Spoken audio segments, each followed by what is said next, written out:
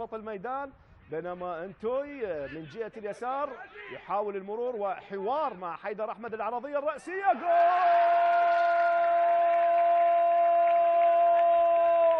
الله!